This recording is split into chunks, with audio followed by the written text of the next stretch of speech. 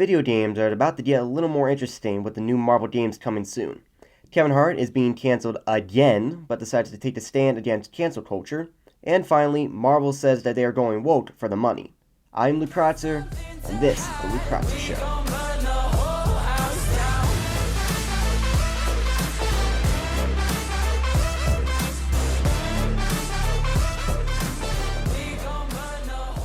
Okay, so we all know that Marvel is high in the popularity when it comes to the film industry in the MCU. However, Marvel is now starting to get a little more attention in the gaming industry. The Marvel games have been amazing in the past years since 2018. We have Spider-Man, Marvel Spider-Man, we got the Avengers, we got Miles Morales Spider-Man, and now we will be introduced to some new heroes within the franchise. First one, Black Panther, War for Wakanda.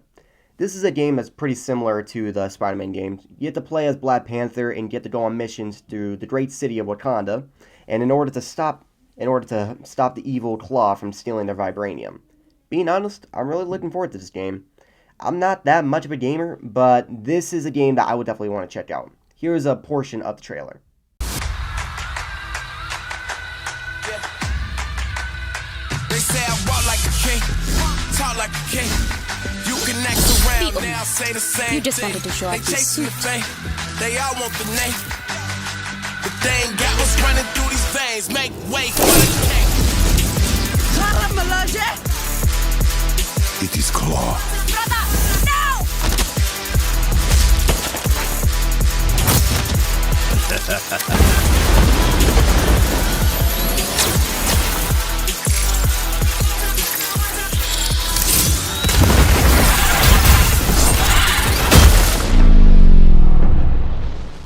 Oh yeah, I am definitely checking out this game.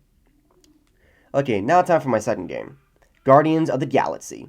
Now, this is a game that I didn't expect, especially since the Guardian franchise is coming to a close. With that said, I am very happy that this is coming out pretty soon. Let's check out the trailer. Gardeners of the Galaxy?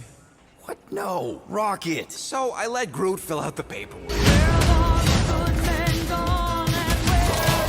Smash him up, Drax! Meet your maker! We're all professionals here, right?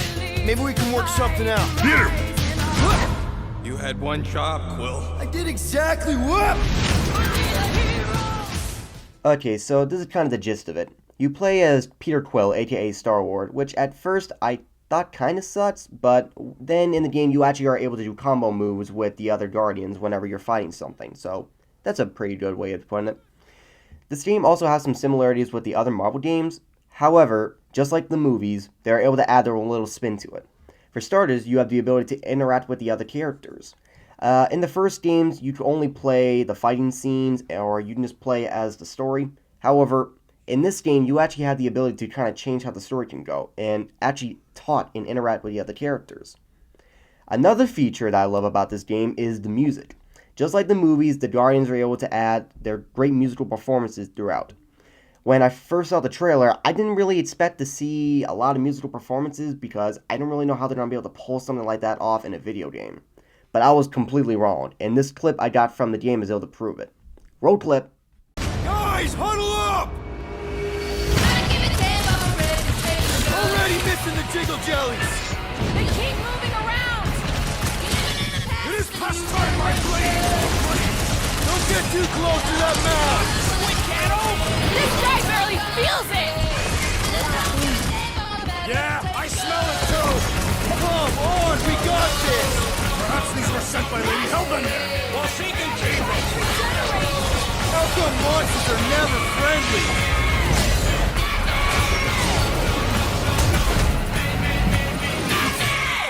So, obviously, I am really looking forward to both of these games. Like I said, I'm not that much of a gamer, but these games are definitely going to take up plenty of my free time. So when these games come out, don't be surprised when I don't upload anything for my podcast. I'm not saying that is going to happen, but I'm also not saying that wouldn't happen. So we all know that celebrities have a habit of being canceled for things that they've done in the past. Heck, Tom Hanks is on the verge of being canceled right now. Why? Well, that's kind of because a guy wrote an article about him regarding that in most of his movies that he's ever played, he's always playing a white person, and I'm not even kidding here, that's always doing the right thing. His words, not mine. And now, despite Tom Hanks being a big supporter of the progressive movement, he is now on the verge of being canceled literally because he's white and nice. And most likely, if Tom ever decides to apologize for that, he will still be in hot water because the cancel culture mob does not care about your apology. How would that apology even work anyway? I mean, he's gonna walk up and say, "Hi, sorry I was white and nice." I mean, things are just getting way too ridiculous on this. Which brings me to what I want to talk to you about. So, Kevin Hart, the hilarious comedian and actor, is now being canceled again for the same situation regarding a joke about gay people in one of his past comedy shows. And while doing some research on the subject, I was able to find an article on CNN that explains how he reacts to it. The article reads, quote, "In a recent interview with the Sunday Times, Hart used some colorful language we won't repeat here to talk about his disdain for the tendency to cancel people as they have publicly made mistakes. Hart said, quote, "When did we get to a point where life was supposed to be perfect? Where people were supposed to operate perfectly all the time? I don't understand." In 2018, Hart stepped down from plans to host the Academy Awards after tweets he had posted from 2009 and 2011 resurfaced, causing a backlash. The tweets included derogatory language referring to gay people and made disparaging comments about sexuality. He told the Sunday Times, quote, "I've been canceled, 3 or 4 times? Never bothered. If you allow it to have effect on you, it will. Personally, that's how I operate. I understand people are human," end quote. Now, this is a better mindset to have in response to the cancel culture mob. In fact, it's a better mindset to have in general. I truly agree with Kevin Hart on this. We shouldn't keep trying to cancel someone just because of one mistake that has been taken out of context. People make mistakes, and views change over time. That's what makes us all human. And I do believe if we try to be a little more forgiving of others, that we would have a better society. Okay, so this is another Marvel segment.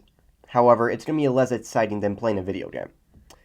So, on the Daily Wire, there is an article that explains why Marvel has started making content for the woke community.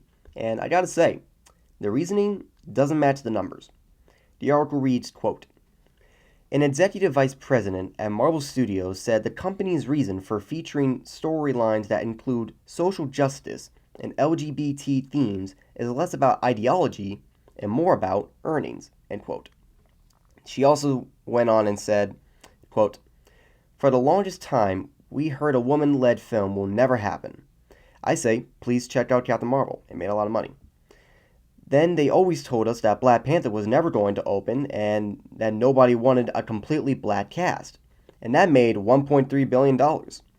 So you can look at it from a social point of view, the cultural point of view, but truthfully, this is a business.